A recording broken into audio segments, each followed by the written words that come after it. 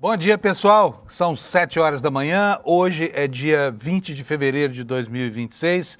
Nós estamos começando a última edição dessa semana curtinha aqui, né? Do nosso Desperta aqui no ICL, porque nós tivemos aí uma folgaça no Carnaval e esse é o segundo dia da semana aqui. Aliás, foi uma ótima folga, porque, né, a gente também é de ferro aqui, quer relaxar. Mas os fatos não pararam, como vocês viram, na semana do Carnaval.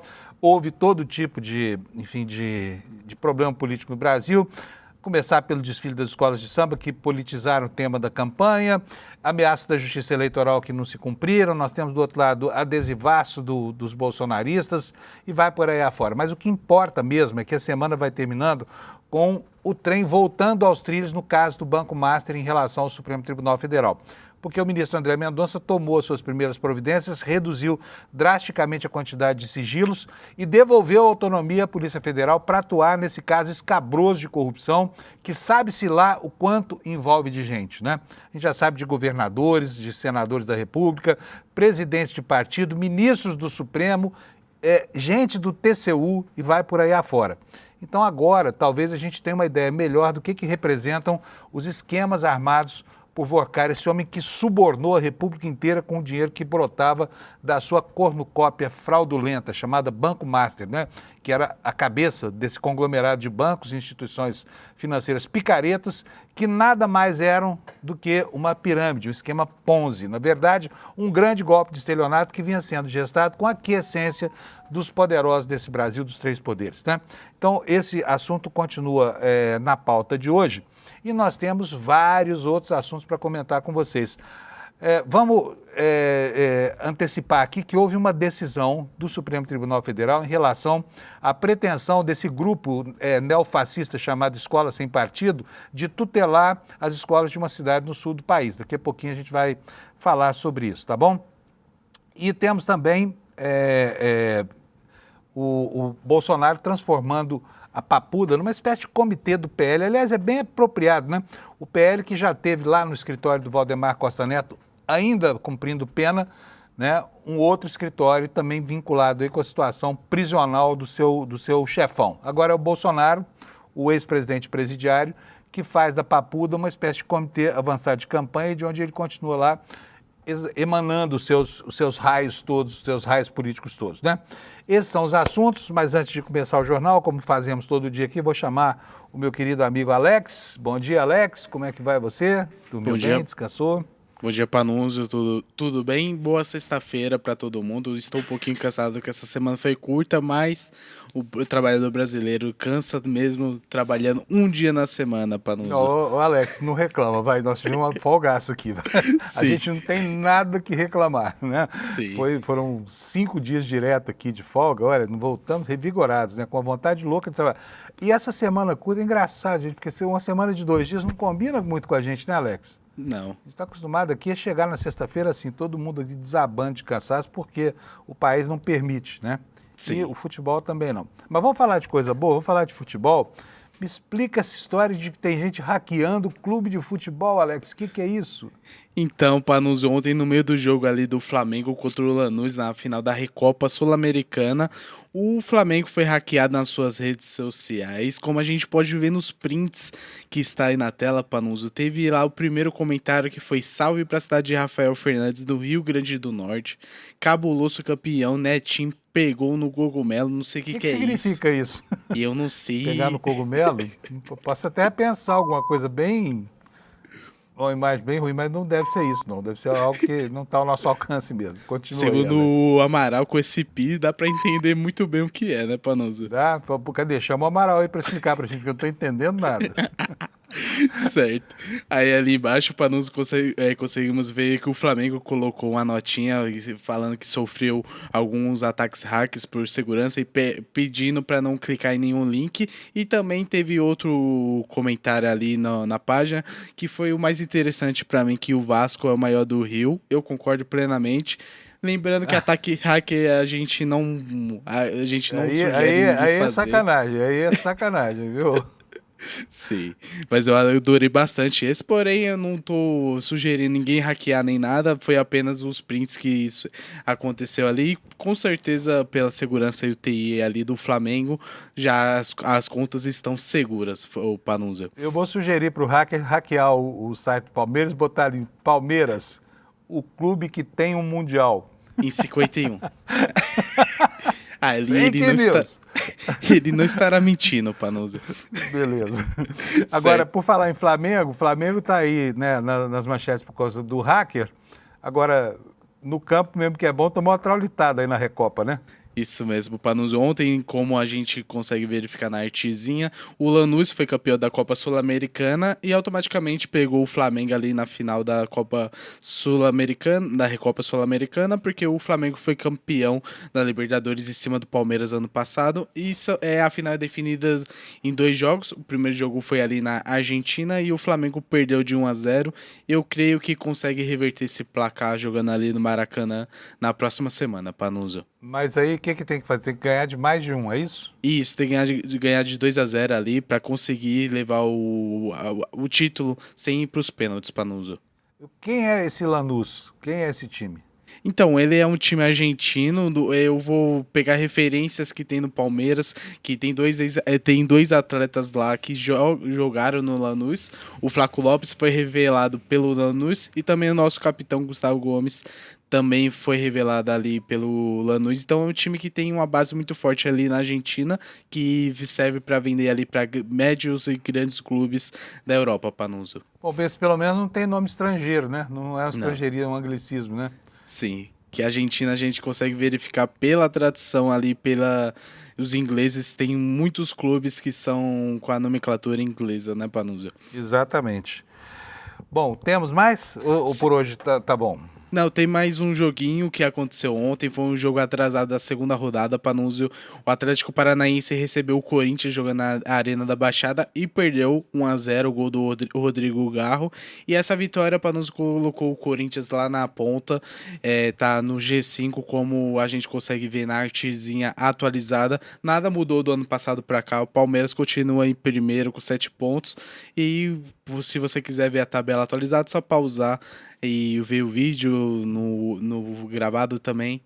Tudo É simples, você vai fazer um print de tela e aí Isso. você fica aí, né? Aproveita, printa agora, ó. Vamos dar até um tempinho pro pessoal fazer o print, né? Para armar Printa aí, vamos ao nosso amigo Santista Vascaíno do Internacional Cruzeiro, que está ali na zona de rebaixamento, Panunzio. Maravilha. De resto é isso, bom programa. Tá, e bom fim de semana para você também. No fim de semana nós vamos ter alguma coisa na seara do esporte? Sim, no Campeonato Paulista teremos os jogos ali do mata-mata ali das quartas de finais. O Palmeiras amanhã pega o Capivariano e teremos também outros jogos como o Red Bull Bragantino e São Paulo e assim por diante, que segunda-feira a gente traz o resultado aqui do Paulistão e dos outros estaduais também. Maravilha. Para te poupar de ouvir, né, os nossos palpites aqui. Aliás, tem um caboclo aqui no ICL, nós precisamos denunciar esse cara aqui no ar, chama Caio Sim. Marinato. O Caio Marinato é o nosso agente das loterias aqui. A gente faz aqui um bolão no ICL, né? Então, pela enésima semana seguida, nós conseguimos errar 6 dezenas da Mega Sena. Por isso é que você está assistindo esse jornal aqui hoje, viu? Porque se o Caio tivesse acertado, a gente provavelmente estaria já chegando, nessa altura do campeonato, no Canadá. Né, Alex? Isso mesmo, Panuso. Meus pêsames aí, mas vai dar certo. Uma hora vai chegar. Independente do ano ali, Panuso. Eu falei para o Caio aqui que quando a gente completar 55 milhões de jogos, aí a gente provavelmente terá ganho uma Mega Sena sozinhos, tá? Isso mesmo. Porque a chance de ganhar na Mega Sena é essa, sozinho, 1,55 milhões. Bora. Beleza, Alex, obrigado, viu? Bom dia para nós. Pessoal, vamos aqui para as manchetes no site do ICL. Antes disso, tem a meteorologia, né? Antes disso, tem a meteorologia aqui para vocês. Como vocês podem ver, está todo o território brasileiro aí, exceto o extremo norte e algumas poucas áreas do litoral e da zona do agreste da região nordeste, sem alerta aqui. O resto do país está debaixo de um alerta que está aqui, olha, são dois, ó, tempestade e chuvas intensas, tá? São os dois alertas do dia hoje aqui. A chuvarada vai ser pior aqui no norte do Mato Grosso e também no interior do Paraná, logo aqui próximo à divisa com São Paulo, né? Onde aqui há dois alertas. Olha, há um aqui vermelho, Esse aqui é perigoso pra caramba, alerta de tempestade, e um amarelinho que é alerta de tempestade também, tempestade menor. Então, vamos hoje ter um dia de bastante chuva. Agora, aqui em São Paulo, hoje, que está dentro dessa área aqui de chuva, o dia amanheceu com céu azul, né? Que, aliás, tem sido uma raridade. Vamos aqui para as temperaturas, para você saber como é que vai ser o tempo na capital do seu estado. Olha só, Porto Alegre vai ter nuvens com pancadas de chuva e 29 graus de máxima. Em Florianópolis, 28 graus de máxima, a mesma coisa, previsão de chuva. Em Curitiba, muitas nuvens com alguma pancada de chuva, temperatura máxima de 26. São Paulo, os termômetros chegam aos 28 graus à tarde. No Rio de Janeiro, 27. Quer dizer, quente para os paulistas, mais frio para os fluminenses e para os cariocas especificamente, né? Em Vitória, a temperatura máxima vai ser de 30 graus, nuvens e pancadas de chuva. Em Belo Horizonte, chuva isolada com 25 de máxima. Centro-Oeste agora. Em Goiânia, muitas nuvens, pancadas de chuva, trovoadas isoladas, máxima de 30 graus. E em Brasília, a máxima é de 27 com a mesma previsão. Diferença por causa da altitude, né? Porque as duas cidades são muito próximas. Em Campo Grande nós teremos 30 graus, chove bastante, a mesma coisa em Cuiabá, mas a temperatura lá vai a 32 graus.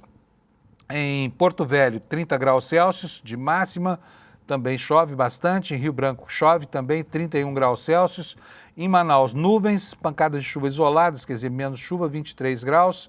Lá em Boa Vista, né, hoje uma das poucas capitais onde não choverá, a máxima será de 35 graus Celsius. Em Macapá, 30 graus.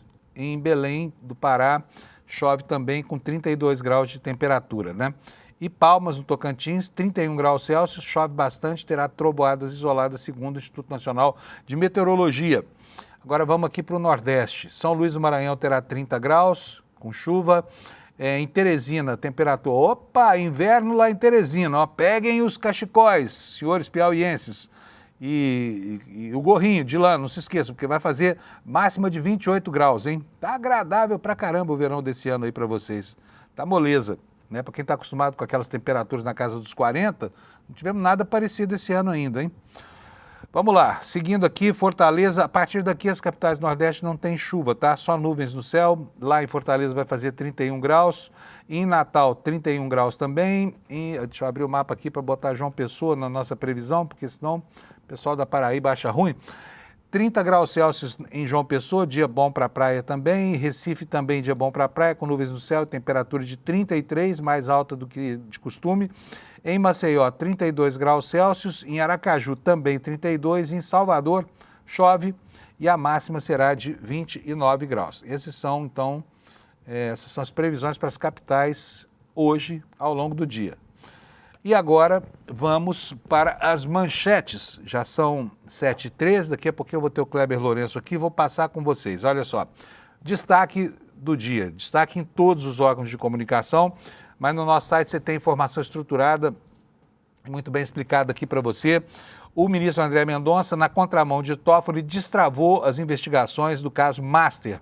Já não era sem tempo, né? E ainda tem muita coisa errada a ser corrigida aí no Supremo Tribunal Federal. Outra manchete, a área técnica do TCU recomendou arquivar uma apuração sobre eventos de Worcar na Bahia. Esse aqui é o Cine Trancoso, denunciado pelo Lula Costa Pinto, que essa semana incendiou as manchetes dos jornais aí ao redor do país. A festa brava, né, que Worcar dava lá na Bahia, filmava tudo e depois compõe acervos de vídeo, provavelmente para chantagear o universo dele, o universo da política, né? Eu sei que tem gente morrendo de medo do que pode estar registrado nesses filminhos, tá? O Lula já viu e já contou para nós como é que é. Bom, com relação à geopolítica global, né, nós temos aqui uma informação do Jamil Chad. Olha, o Brasil, gente, o Brasil é o terceiro país do mundo que mais dá lucros aos Estados Unidos na relação comercial.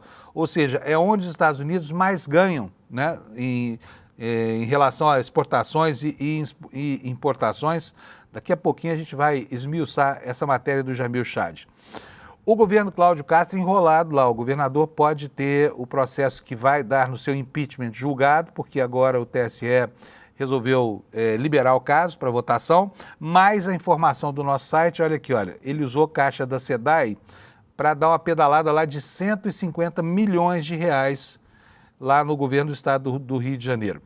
Lá na Câmara, o tal PL antifacção, devolvido ao Derrite, que já causou uma enorme confusão com a sua atuação absolutamente ideológica, ele agora está travando a pauta da Câmara e o governo resolveu bancar esse projeto, né? Vamos ver no que é que vai dar essa relação difícil aí com uma pessoa que está pautada pelo bolsonarismo e principalmente pelo Tarcísio, né, para causar confusão nessa área da segurança pública. CPI do INSS, será que Vorcaro vai? Será que Vorcaro não vai? O vice da CPMI está dizendo o seguinte, olha, ele tem que responder sobre as relações dele com o Toffoli, né? Mas já foi autorizado pelo ministro André Mendonça a não comparecer. Então fica aqui a dúvida, será que Vorcaro vai? E se for, será que vai falar alguma coisa? Com relação ao regime carcerário do ex-presidente presidiário Jair Messias Bolsonaro, o ministro Alexandre de Moraes autorizou visitas e aqui, como eu falei lá no comecinho, né, a Papuda virou diretório do PL. Aliás, se tem um local bem apropriado para montar um diretório do PL, é mesmo lá na Papuda, tá? Então, o Bolsonaro está fazendo, digamos assim, uma missão exploratória. Quem sabe se já não transfere, em definitivo, a sede do PL lá para Papuda, né? E último destaque nosso aqui, não é o último, é o penúltimo, na verdade, tá? Imagina isso, a palavra recorde, é um estrangeirismo, né? Rendeu um processo do Ministério Público Federal contra a Rede Globo, em que o MPF pede 10 milhões, porque os repórteres e apresentadores da Globo falaram recorde ao invés de recorde. A palavra é grafada como uma paroxítona, recorde, né? No inglês não tem o E final. Em português não tem acento. Não tendo acento, ela é paroxítona. Se fosse recorde, teria que ser acentuada no E. Mas as pessoas falam no Brasil, é voz corrente. Recorde, todo mundo fala. De vez em quando até eu falo. Fulano de tal quebrou um recorde mundial. Você não fala assim? Pois o Ministério Público Federal acha que isso é uma corrupção da maneira correta de falar da língua culta brasileira e está pedindo que a Globo pague 10 milhões de reais, porque o César Trai de vez em quando fala recorde, ao invés de recorde. É mole? E tem mais uma história. Gente, o TJ de Minas Gerais, não sei nem, não tem palavras para descrever, assim, a falta total de nexo com a realidade drástica do feminicídio e do assédio sexual no Brasil. O TJ de Minas Gerais absolveu um homem que se casou com uma menina de 12 anos de idade. Sabe qual a idade do sujeito? 35 anos de idade. Um desembargador lá entendeu que quando se estrutura o núcleo familiar, o motivo para processar alguém por ter molestado sexualmente uma criança. Vamos falar bastante disso também, tá bom? É isso aí, já são 7h17, hora de trazer para a tela o meu companheiro Kleber Lourenço, que sempre tem notícias ótimas para a gente na ponta da língua. Tudo bem, Kleber? Bom dia. Bom dia, Panunzio, bom dia, comunidade do ICL, tudo bem? Tudo beleza, Kleber. Como é que a gente começa? Pode escolher o assunto hoje, fica por sua conta, Kleber. Vamos fazer um combão André Mendonça, né? Já que no finalzinho da noite de ontem, tivemos algumas decisões interessantes, né? E a primeira delas é sobre ele ter autorizado, primeiro, que não seja obrigado o Vorcaro ir na CPMI do INSS na próxima segunda-feira. Ele também não autorizou que ele pudesse ir de jatinho particular para Brasília, uma vez que ele é um réu na justiça e tem esse risco de fuga também. E a própria decisão do André Mendonça fala sobre isso. E entre as coisas interessantes que tivemos também ali no entorno de André Mendonça, é que ele, até você comentou um pouquinho nas manchetes do site, Panunzio, é que ele reduziu o grau de sigilo, no caso Master ali, e autorizou que mais peritos da Polícia Federal pudessem acessar as provas, inclusive os aparelhos. Na decisão, inclusive, ele fala que, em função da quantidade de aparelhos, em torno de 100, um perito da Polícia Federal demoraria até 20 semanas para que concluísse toda a perícia, fizesse a extração de dados e analisasse o levantamento concluído. E agora ele vai aumentar a quantidade de peritos da Polícia Federal responsáveis pela análise desses aparelhos. Panunzio. Beleza, maravilha. Bom, eu gostei muito, pelo menos a gente vai poder agora saber um pouco mais do que sabe sobre o que está nesses autos, né, Kleber? Assim que tiver concluída, eu não estou aqui postulando vazamento de nada, não. Estou dizendo o seguinte, a gente, na mão do Toffoli esse processo, se os próprios peritos não podiam compulsar o material a ser periciado, Que dirá nós mortais que estamos aqui aguardando as informações para alimentar a opinião pública, né, Kleber? Exatamente. E já para a próxima semana, há a expectativa de que a PF entregue mais um relatório sobre o caso Master, um relatório ali um pouco mais conclusivo, com um apanhado de todas as informações que foram levantadas, as relações e conexões de Vorcaro também, e que esse relatório ajude André Mendonça a decidir se o caso vai ficar na instância superior no STF ou se vai passar para instâncias inferiores. Quando eu conversei com alguns membros do tribunal e também da Polícia Federal, eles acreditam que vai ser muito difícil esse caso sair do STF, até pelas relações do próprio Vorcaro. A gente não teve ainda acesso à íntegra do que foi encontrado no celular dele, mas já está muito claro que há conversas não só com o Toffoli, mas também com outras autoridades, outros ministros do STF e, inclusive, com políticos parlamentares, sejam eles deputados ou senadores. Então, tendo em vista todo esse cenário, é muito difícil que esse caso saia do STF. Mesmo assim, esse relatório vai ser muito importante para que o ministro possa balizar os próximos passos. Na decisão de ontem, ele até deixou muito claro que a Polícia Federal não precisa ficar consultando ele constantemente para avançar na apuração, a não ser que encontre algo ali muito extraordinário, algo muito peculiar. Caso contrário, a Polícia Federal terá autonomia para seguir o curso das investigações normalmente. Vai ser importante a gente ver o que vai sair desse relatório na semana que vem. Muito bem. Bom, agora, na semana que vem, dia 23, está marcado o depoimento do vigarista, do banqueiro vigarista Daniel Vorcaro, lá a CPMI do INSS. Isso. Será que ele vai, Kleber? Olha, segundo os membros da CPMI, próprio presidente da CPMI, o senador Carlos Viana e também pelo deputado Duarte Júnior, que é vice-presidente da comissão, eles vêm falando já há semanas que tanto o Vorcaro quanto seus advogados já revelaram que ele vai sim à comissão e que vai falar com os parlamentares, vai responder as perguntas que forem feitas, mas deixou muito claro que vai responder apenas aquilo que for circunscrito ao tema da CPMI, que é, de fato, os descontos indevidos a aposentados e pensionistas.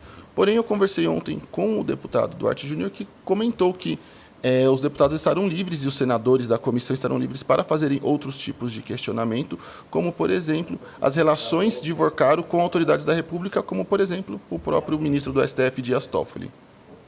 Muito bom. Vamos ver, então, vamos aguardar, porque ele está autorizado a não comparecer pelo ministro André Mendonça, né? Vai só se quiser e fala só sobre o que quiser, vai ser ouvido, né? Ele não pode se autoincriminar lá na CPI, mas eu estou curioso para saber, quem sabe se não surge daí um aceno de que esse cara queira contar o que sabe sobre os políticos, né, brasileiros, já que ele mantinha relações tão sediciosas assim com a nata da política, principalmente ao centro, mas também à esquerda, tá? A esquerda não está livre desse enrosco aí, não, né? Como a gente sabe, no banco dele tinha conselheiros que são próceres da esquerda e tudo mais. Então, é todo mundo lá no Congresso. Bom, Bolsonaro está lá na papudinha, está lá trancafiado, pagando a sua pena, mas agora resolveu transformar o presídio, né, em uma espécie de comitê avançado do PL. Eu achei muito adequado um comitê do PL na Papuda, viu, Kleber? Exatamente. O que aconteceu é que agora todas as disputas políticas do PL, de resoluções sobre formações de chapa, composição para disputar as eleições deste ano, estão sendo feitas dentro de um presídio. Isso mesmo, Panunzi, e a nossa audiência também parece um pouco surreal o que a gente está falando aqui, mas, por exemplo, na decisão de ontem do ministro Alexandre de Moraes, ele autorizou as visitas, eu vou até pegar a lista aqui para a gente ver junto, para nós falarmos juntos. Ele autorizou as visitas de Anderson Luiz de Moraes, secretário de Estado de Ciência e Tecnologia do Governo do Rio de Janeiro. Também autorizou a visita de Bia Kicis, deputada federal do Distrito Federal. Também a visita de José Vicente Santini, assessor especial do governador de São Paulo, Tarcísio de Freitas, do deputado Marco Feliciano e, por fim, do senador Rogério Marinho, que é o articulador da campanha de Flávio Bolsonaro. Todas essas visitas... Pode falar, Panunzinho. Fico aqui na dúvida, será que esse pessoal vai ter coragem de entrar na Papuda? Porque pode ser que não consiga sair. Olha, pelo interesse dessas pessoas, com certeza elas vão entrar sem pensar duas vezes, principalmente porque já há boatos de que o próprio deputado Marco Feliciano quer disputar o Senado por São Paulo, uma vez que o Eduardo Bolsonaro está fora da jogada, uma vez que está foragido nos Estados Unidos e responde a um processo por obstrução de justiça. A deputada Bia Kicis também vem ali aventando possibilidades no Senado e também vem trabalhando na articulação pela Michelle Bolsonaro para disputar também algum cargo no Distrito Federal, seja ele governadora do Distrito Federal, deputada distrital, deputada no Distrito Federal ou até mesmo senadora. E, além disso, nós temos os emissários dos governos tanto do Rio de Janeiro quanto de São Paulo, que certamente vão tratar de questões mais regionais ali quanto à formação de palanques. Isso porque também nessa semana o ex-presidente Bolsonaro recebeu também o senador Carlos Portinho, que foi tratar com o presidente também sobre a composição de chapa no Rio de Janeiro, já que com a saída de Flávio Bolsonaro, que disputaria a reeleição pelo Senado e agora vai disputar a presidência, abre mais uma vaga à disputa pelo Senado no campo da extrema-direita, então tem vários nomes ali interessados e a disputa nesse campo também deu uma embolada dentro do próprio PL. Então, todas essas revisitas que eu comentei e até as anteriores são para discutir a formação de chapas e discutir entraves políticos do próprio PL. Então, nada mais justo dizer do que o presídio de segurança máxima da Papuda, o complexo prisional da Papuda, virou o diretório político do Partido Liberal. Bom, tá bom. É justo. Um E aí, que presidido por Valdemar da Costa Neto merece despachar na Papuda.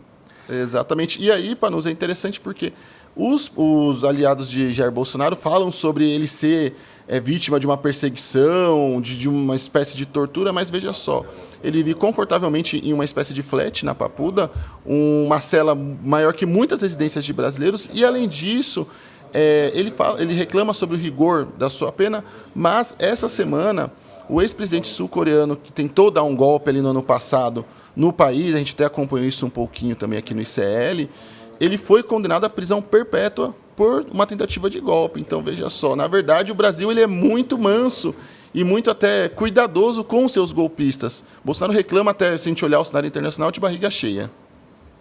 De fato. Agora vamos falar um pouquinho sobre essa história do trabalho nas Forças Armadas de militares que foram condenados por participar da trama golpista. Ontem o Rodrigo de Azevedo, que é um dos militares que foram condenados a 21 anos de prisão, havia solicitado direito ao trabalho, o Supremo autorizou, depois negou e agora voltou a autorizar. O que mudou, Kleber?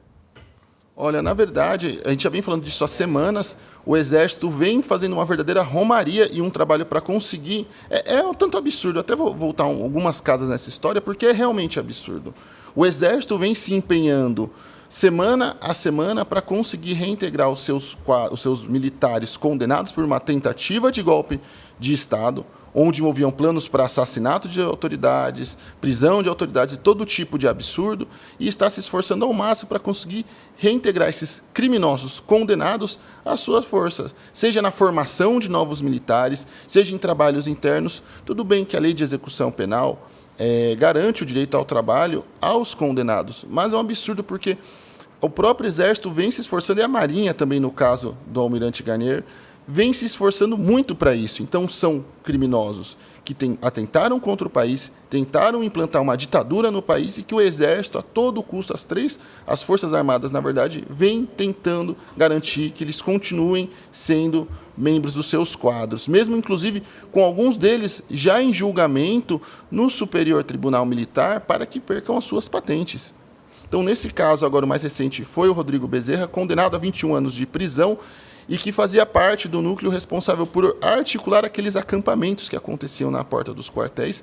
Então, ele era responsável por não só fazer o apoio logístico e operacional, mas também fazer ali a agitação mesmo, garantir que eles continuassem mobilizados, engajados na sua intentona golpista. E aí, esse intentona golpista tinha como objetivo esses acampamentos ficar pressionando e tentando constranger os comandantes militares, alguns destes que continuam no alto comando das Forças Armadas, que foram alvo dessas tentativas de constrangimento. E aí, o mais absurdo é que agora ele conseguiu autorização para que ele trabalhe de forma interna, assim como outros militares. E aí fica essa coisa muito assim maluca mesmo de se dizer, Panunzio, porque haja trabalho burocrático nas Forças Armadas, principalmente nos batalhões de Brasília, para que seja realizado. Porque nós já vamos ali para o 5º ou 6º militar que recebeu autorização para trabalhar com conferência de documentos, com organização de almoxarifado, com acompanhamento de almoxarifado, com leitura de papéis. Então, que tanto de documento é esse que constantemente estão fazendo de todo o possível para encaixar o máximo de militares possíveis para conferir esses documentos que sabe lá quais são e para comprometer esse almoxarifado, que a gente sabe que o controle das Forças Armadas de material e de produtos também não é lá o dos melhores. Constantemente a gente fala sobre munições e armas que são extraviadas dos galpões das Forças Armadas. Mas a gente tem mais esse militar e mais um trabalho de mais uma conferência de documentos. Então, tudo isso é muito absurdo, é muito surreal que as Forças Armadas estejam empenhadas nesses militares condenados por uma tentativa de golpe, incompatível com o que deveria ser o dever constitucional das nossas Forças Armadas. Kleber, última perguntinha para você, já vou passar para frente. Você fala recorde ou recorde? Recorde. Então você está ferrado, porque se depender do Ministério Público, vão te processar e pedir 10 milhões de reais, viu? Olha só que coisa mais estranha aqui. Cadê? Onde é que está a matéria aqui, gente? Eu me perco. É tanta coisa aqui que eu acabo me perdendo, tá? Mas eu vou dar a notícia aqui, depois se achar aqui, eu mostro para vocês aqui. O Ministério Público Federal está processando a Globo porque os apresentadores dela falam recorde, igual o nosso querido Kleber aqui. Igual a mim, igual a tanta gente que de vez em quando escorrega aqui enfim, na língua vulgar, na língua como ela é falada na rua, e aí falam recorde, porque esse é um estrangeirismo que decorre, né, de uma palavra americana que enseja essa confusão. A palavra certa é recorde, mas 10 milhões é meio caro por uma pronúncia, digamos assim, em desacordo com a língua culta, não é não, Kleber? Exatamente. Esse caso é mais um exemplo do que ilustra vários dos problemas que temos com o Ministério Público, que poderia estar gastando suas forças, por exemplo, na esfera federal também, com controle da atividade policial ou outros assuntos de maior relevância. A gente tem um procurador extremamente ocioso ali, empenhado em conseguir algum tipo de holofote com esse assunto, Panunzio. É verdade, é verdade. Bom, então é isso, Kleber. Um abração para você, muito obrigado, tá? E juízo aí no fim de semana, que é o encerramento do Carnaval, né? Exatamente, tem bloquinho nesse final de semana ainda, calma lá. Então, vamos ver se segunda-feira o Kleber está aqui, porque pode ser que não sobe muito dele depois dessa despedida do Carnaval. Um abraço, Kleber, juízo, viu? Pode deixar, Panunzio, um bom final de semana para a né? nossa audiência. Dizem que quem tem juízo demais é porque não usa, né? Tem que exercitar isso. Então tá bom, um abraço para você, obrigado, Kleber. Tchau, tchau, Valeu. um abraço. Já vou chamar o Lula, gente, mas eu quero mostrar para vocês antes aqui um absurdo completo, tá? Que aconteceu no Tribunal de Justiça lá de Minas Gerais. Veja se pode isso. O país do mundo que tem mais feminicídios, né? Que tem uma infância ameaçada, que a todo momento se depara com um escândalo aí, porque um marmanjo qualquer, velho, está assediando uma menina que é menor de idade, que está abaixo da idade na qual o sexo pode ser consentido, tá? Põe na tela para mim, por favor, Alex. Veja só isso, marido e menina, é a matéria no Consultor Jurídico, o site jurídico, né?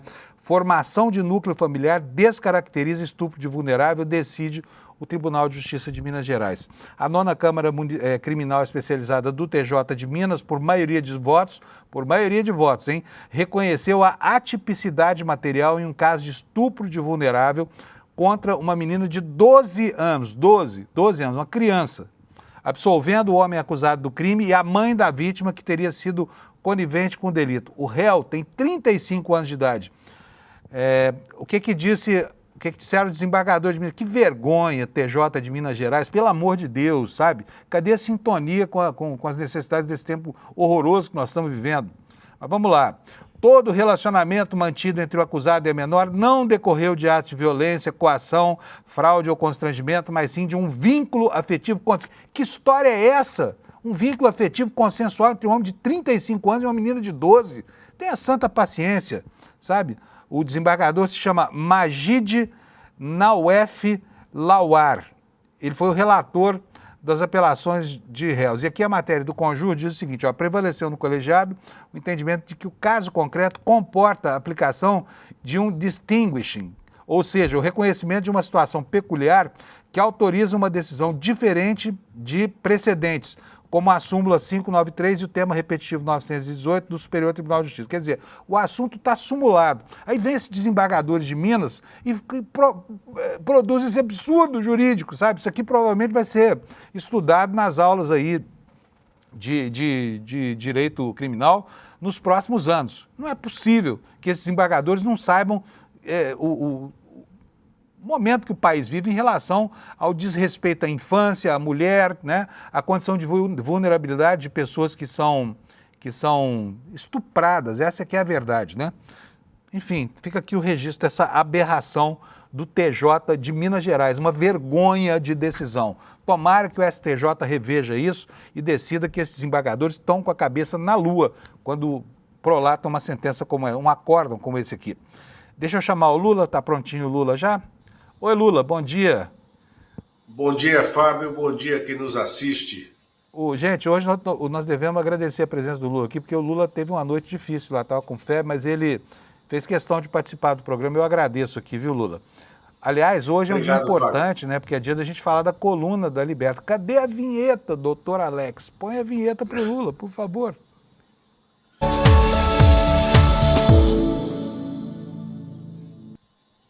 Agora sim, né, Lula? Isso, Fábio, né?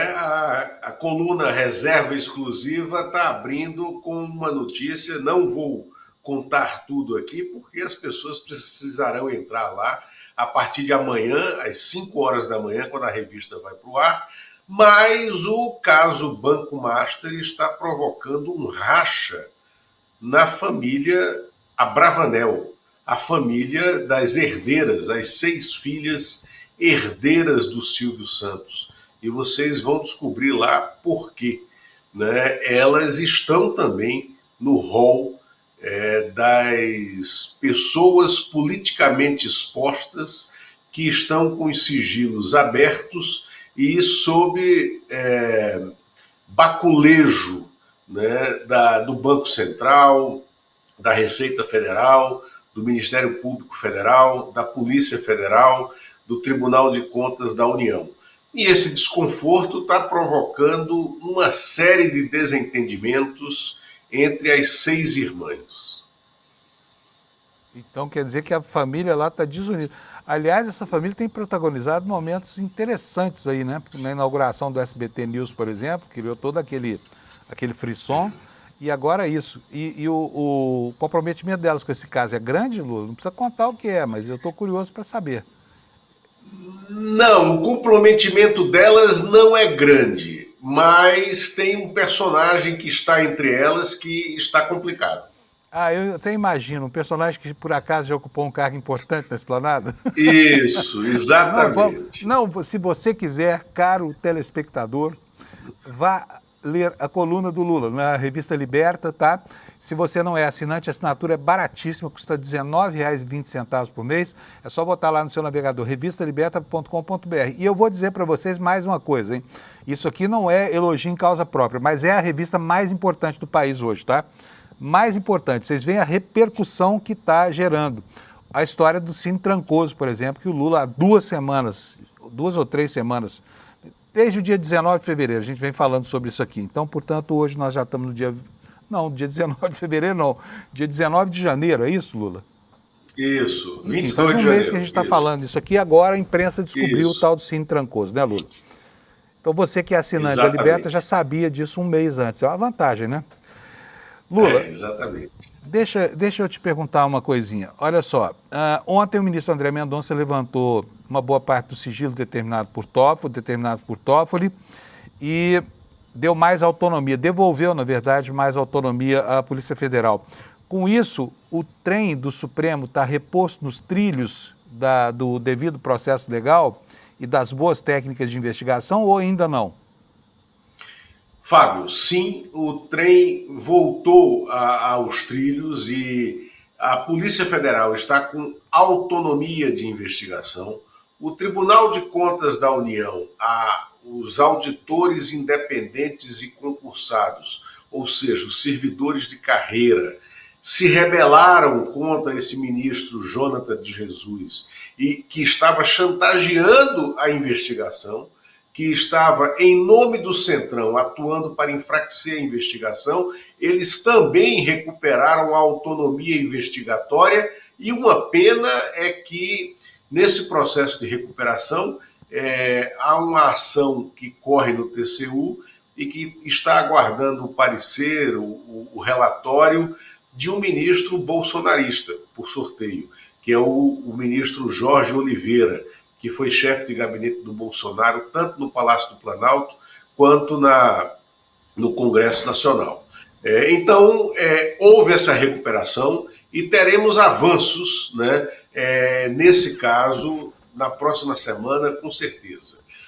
Segunda-feira está marcado o depoimento do Daniel Worcaro na CPMI do INSS. O ministro André Mendonça deu uma decisão permitindo que ele não vá se não quiser. E, obviamente, está incluído aí o se for, pode ficar calado. É muito provável que o Daniel Worcaro... É muito provável, não. O Daniel Worcaro não quer ir. Ele só irá se for de fato obrigado, ele só virá a Brasília se for de fato obrigado a vir na segunda-feira. E a tendência, o depoimento está marcado para as 16 horas. A tendência é que, vindo, ele fique calado, porém, né, a grande discussão é como vai ser o comportamento, a postura do deputado Alfredo Gaspar, que é o relator dessa CPMI, que é um personagem pérfido da política brasileira. É uma figura, ele era procurador-geral de Justiça de Alagoas e era aliado dos Calheiros. Depois ele migrou para o outro lado e se tornou um satélite do Arthur Lira na política local e virou um dos maiores bolsonaristas alagoanos, né? E ele está fazendo da CPMI a plataforma de lançamento dele para a disputa ao Senado, né, por Alagoas. Inclusive, nesse desempenho de ator, né, à frente do relatório da CPMI do INSS, ele já deixou para trás o seu criador político, Arthur Lira. E ele hoje divide as intenções de voto com Renan Calheiros, pai, que precisa ser reeleito em Alagoas, que disputará a própria reeleição em Alagoas. Então, o Alfredo Gaspar pode aproveitar para fazer aqueles papéis que, na minha opinião, são patéticos, né, de relatores de CPI que colocam os investigados no banco dos réus, naquela mesa das CPIs, e ficam fazendo monólogos, né, e não inquéritos, não são inquirições, né? São monólogos de pergunta, como se fossem atores. O Worcaro não quer se submeter a isso, e ele não quer falar na CPI. Então, é muito provável que ele use esse expediente dado a ele pelo Supremo Tribunal Federal. Mas na terça-feira, o Worcaro também está convocado a falar na comissão que não tem poder de polícia, na Comissão de Assuntos Econômicos do Senado, que é a comissão que é presidida pelo Renan Calheiros. E o Renan Calheiros quer extrair desse depoimento do Worcaro na CAI muita coisa contra Arthur Lira, e tem, né? E muita coisa em relação à quebra do BRB que está em curso no Distrito Federal. Por quê? Porque o Senado é a casa da federação e a CAI, ela é uma comissão especial dentro do Congresso. A Comissão de Assuntos Econômicos, ela tem muito poder institucional. Então, esse depoimento pode ser crucial e ele deverá ser feito remotamente, né, na terça-feira, né, entre o Daniel Worcaro e a CAI. E desse depoimento a gente pode extrair bastante coisa para essas investigações, Fábio. Ô Lula, mas nesse caso, desse depoimento para a CAI do Senado, ele é obrigado a falar? Ele está sendo ouvido como testemunha ou como investigado?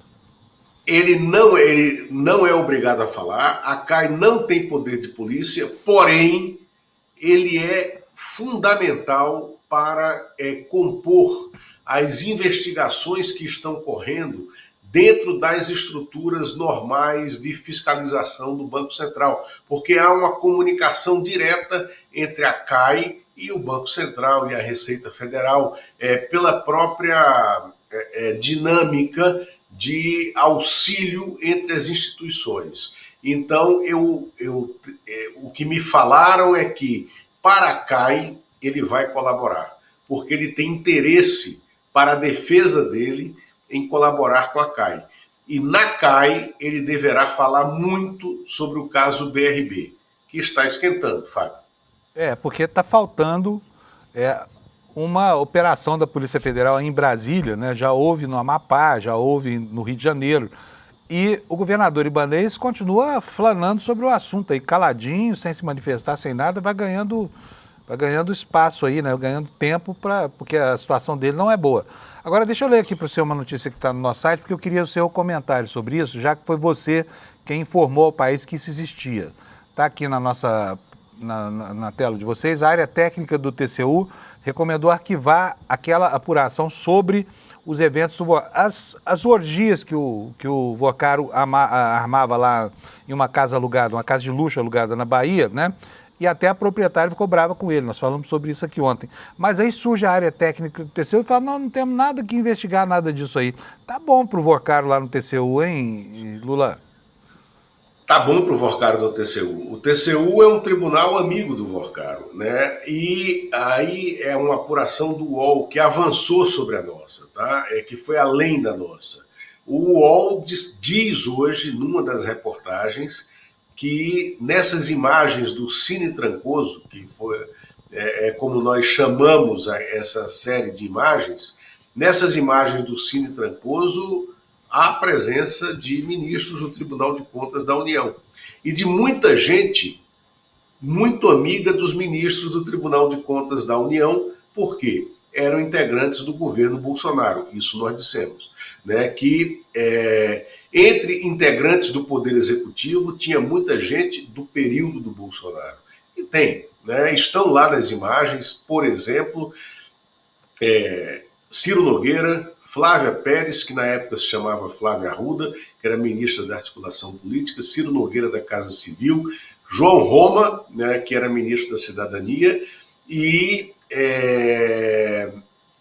tem mais um outro ministro que não me ocorre agora, que estava naquelas maluquices daquelas festas. Pois é. Então, eu estou muito curioso para saber como é que era, gente, porque não é que isso é invasão do espaço privado. Todo mundo tem o direito de fazer festa, não ser molestado pela curiosidade de jornalista e muito menos pela sanha acusatória de promotores e auditores, essa coisa toda. Mas nesse caso, as festas eram armadas como uma espécie de arapuca, para que os políticos lá se vissem enfronhados com a malha de prostitutas e, enfim, com o pessoal que esse Vocaro levava, para criar situações comprometedoras que eram filmadas, né, Lula? Para quê? Isso. Presumivelmente para serem usados como elemento de chantagem. No melhor estilo Jeffrey Epstein, aliás, hein, Lula? Exatamente, no melhor estilo Epstein, exatamente. Fábio, eu queria falar sobre BRB, porque eu disse aqui que o BRB está pressionado do Distrito Federal.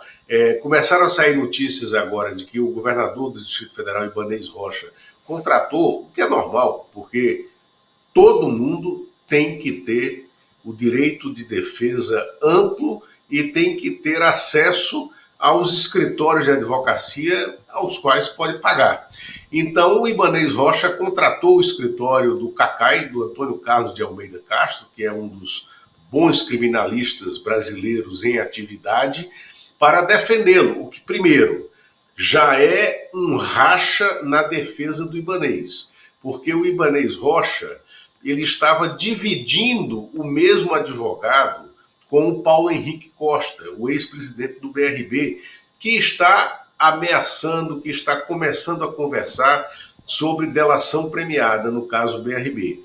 E o Paulo Henrique Costa ontem lembrou, né, a Polícia Federal que quer refazer o depoimento dele, que foi dado no dia 30 de dezembro do ano passado, naquela acariação meio espetaculosa montada pelo ministro Dias Toffoli. Então, o advogado dele se chama Kleber Lopes, é um criminalista que é muito ligado ao Ibanez, foi sócio do Ibanez na administração da OAB do Distrito Federal, e eles agora, o Ibanez e esse Kleber Lopes, se separaram. O Ibanez pegou um outro advogado, o CACAI, para defendê-lo. E o Paulo Henrique Costa continua com o Kleber Lopes. Por quê? Porque o Paulo Henrique Costa está, sim, querendo entregar o Ibanez como o mandante, né, de todos os atos administrativos que ele cometeu nessa negociação irregular, né, com o Banco Master, entre o BRB e o Banco Master. E o BRB está tendo uma dificuldade muito grande de venda de seus ativos no mercado financeiro para fazer face ao rombo deixado, né, pelos fundos irregulares, né, do Master e da Reag. Né? Então, é isso que está em curso, Fábio, nesse momento, né, na cena política financeira. E o banco e o GDF também tem que fazer face ao rombo. Ele tem que dizer de onde vai tirar 5 bilhões de reais para cobrir o rombo do Banco Master no BRB. Lula, só um comentário meu aqui rapidinho, é o seguinte, você sabe nessa história do depoimento do Vorkari, da ida dele a Brasília e tudo mais, o que me chama a atenção? Ele está com o patrimônio dele inteiro bloqueado. Ele está devendo mais de 50 bilhões para o Fundo Garantidor e tem só no último banco, Banco Pleno, 6 bilhões para devolver para clientes que foram enganados pelos estratagemas golpistas desse estelionatário. E aí o cara pede ainda para ir para Brasília no próprio jato. De onde é que sai o dinheiro para alimentar isso, hein? Não consigo entender, sabe? Se você souber... Exatamente. Não Exatamente. sei. Também não sabe. Não sei, porque todos os bens estão bloqueados, todos os jatos estão arrestados, e de onde ele vai tirar isso é uma incógnita. A rigor não deveria ter dinheiro nem para o combustível, querosene do avião. Mas vamos lá. Lula, brigadão, até segunda, boa recuperação para você. A gente espera te encontrar aqui segunda-feira, beleza de saúde, tá? E obrigado, estarei segunda-feira no ar, com certeza. Abraço. Então tá bom, tchau. Um abração para vocês. Olha, e reitero aqui o convite para você, não deixe de ler a revista Liberta, tá? Essa revista que vem causando no Brasil com a informação, da qualidade da informação que nós servimos aqui para o público do ICL. E, bom, mais algumas notícias para vocês aqui no encerramento antes do encerramento do jornal. O governador do Rio, Cláudio Castro, está com a corda no pescoço e os 2 pés no cadafalso da Justiça Eleitoral, tá bom? Vou botar aqui para vocês a manchete, para ler para vocês rapidamente. Caso CEPERJ, o ministro devolve os autos ao TSE e o julgamento de Castro pode ser pautado. Isso aqui pode dar um impeachment desse governador, tá? Vou ler para você um trechinho aqui. O ministro Antônio Carlos Ferreira, que havia pedido vista na ação de investigação judicial eleitoral do caso CEPERJ, já devolveu o processo para a assessoria do plenário do Tribunal Superior Eleitoral. Com o retorno, o julgamento já pode ser pautado nas próximas sessões. E quem vai decidir o momento da pauta é a ministra Carmen Lúcia, que é uma ministra seríssima, que não deve tergiversar sobre isso aqui. Esses autos foram devolvidos às 18h45 desta quinta-feira. Ontem, o recurso do Ministério Público Eleitoral pede a cassação do mandato e a decretação de inelegibilidade do governador Cláudio Castro, acusado de ter arquitetado um esquema de contratação de milhares de servidores temporários pela Fundação Estadual CEPERJ, né, vinculada à Universidade do Estado do Rio de Janeiro, com finalidade eleitoral na campanha de 2022. Quer dizer, o velho voto de cabresto aí contra a concessão de empréstimos, tá bom? Deixa eu falar um pouquinho com vocês agora sobre o que está acontecendo lá fora. Duas coisas, né? Primeiro, nós temos a informação, hoje dada pelo Jamil Chad, de que, não, deixa eu botar aqui na página que eu quero, de que o Brasil, olha aqui, ó, tá aí para você, pode botar, por favor, Alex. O Brasil assegura uma relação muito lucrativa para os Estados Unidos na troca de mercadorias entre os 2 países, tá bom? Dados oficiais do governo dos Estados Unidos revelam que apenas 3 países geraram saldos comerciais maiores aos americanos do que o Brasil em 2025, como eu disse, matéria do Jamil Chad. Ele diz aqui, ó, o Brasil vai na contramão do mundo. Apesar do anúncio de tarifas inéditas contra dezenas de países em abril do ano passado, o déficit comercial dos Estados Unidos aumentou 32,6% em dezembro, atingindo 70 bilhões e 300 milhões de dólares, segundo informações do Departamento de Comércio. Em todo o ano de 2025, o déficit comercial caiu apenas 0,2% para 901 bilhões, quase 1 trilhão. Ou seja, o tarifaço do Trump não surtiu o efeito que se esperava, né? E Diz aqui a matéria do Jamil, os dados apontam que o tarifaço contra o Brasil, de fato, surtiu efeito profundo na balança comercial dos dois países. Em 2024, o saldo favorável aos americanos era de menos de 2 bilhões. Ainda que várias das tarifas tenham sido retiradas, o governo brasileiro estima que elas estão sendo aplicadas em 22% do fluxo de bens nacionais do Brasil para os Estados Unidos. Além disso, durante os meses que estiveram em vigor, as tarifas contra o Brasil foram algumas das mais elevadas do mundo. E enquanto o mundo discute ainda as consequências do tarifaço, o caso do Epstein e tudo mais, gente, adivinha sobre o que o Trump está falando? Adivinha? Cita aí um assunto completamente estapafúrdio, fora da pauta, para desviar a atenção e tentar construir uma cortina de fumaça. Vou mostrar para vocês, se você não entendeu ainda qual é o assunto, está aqui na manchete que eu peguei no UOL, mas está também nos jornais norte-americanos. Ele mandou os órgãos dos Estados Unidos divulgarem os arquivos sobre alienígenas. Não vou ler a notícia não, mas vou contar para vocês um pouquinho da história de como é que nasce essa cortina de fumaça. Nasce porque alguém perguntou para o Obama se a Área 51, que é aquela área, né, que está, enfim, em 10 em cada 10 teorias da conspiração, tem mesmo ETs e OVNIs abatidos. E o Obama falou, não, nunca vi nada de ET. E o Obama disse um pouquinho mais, falou o seguinte, não, deve existir extraterrestre por causa da dimensão enorme do espaço, né? Mas eu nunca ouvi falar. Aí o Trump acusou o Obama de, porque falou isso, uma declaração de quem quer desviar do assunto, acusou o Obama de ter divulgado dados secretos, quando o Obama não falou absolutamente nada. E criou, em cima disso, essa medida, falou, manda os órgãos dos Estados Unidos divulgarem os arquivos sobre os alienígenas, né?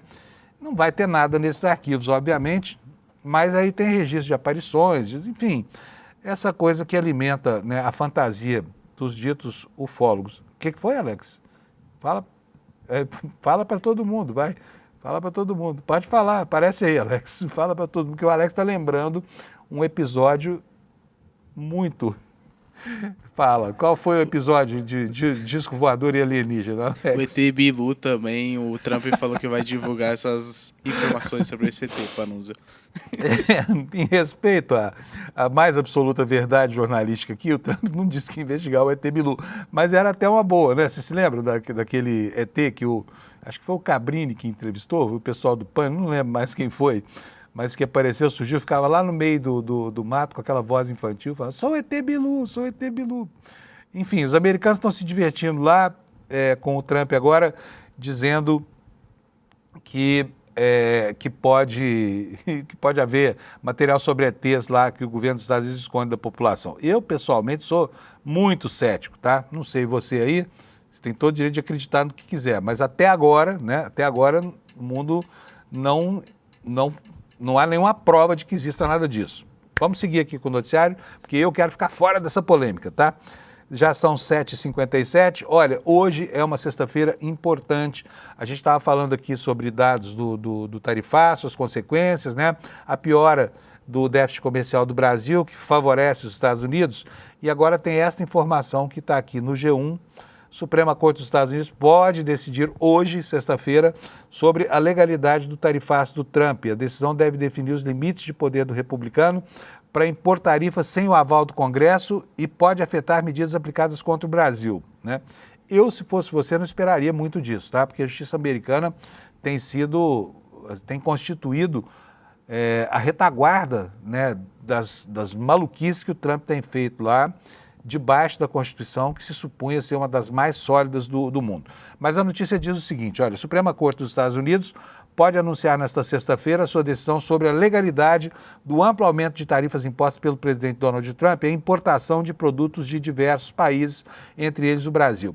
A análise das tarifas de Trump envolve um recurso do Departamento de Justiça contra uma decisão de uma instância inferior da Justiça que concluiu que o republicano extrapolou a sua autoridade ao impor a maior parte das taxas globais com base em uma lei federal destinada a situações de emergência.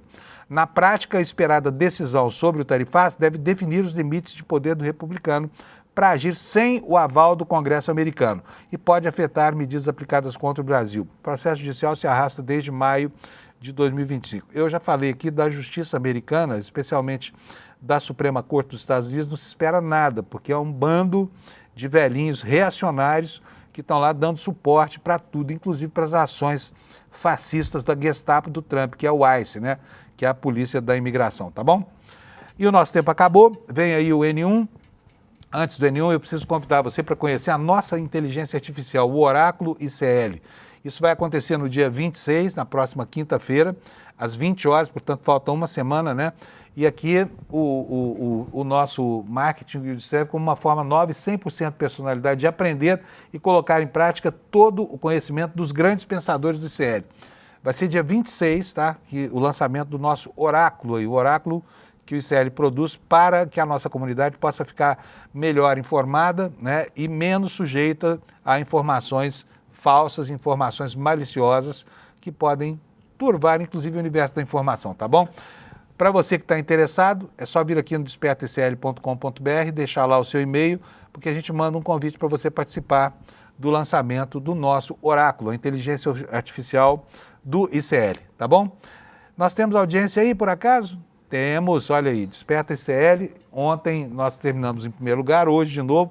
Já faz uns 10 dias assim, que eu não vejo nenhum dos nossos concorrentes terminar esse horário aqui na nossa frente. Em todo caso, hoje estamos ali, ó, 19.111 pessoas, à frente da Jovem Pan News, que vem em segundo, com 17.800 pessoas, da CNN, Revista Oeste, VTV News, não tem para ninguém.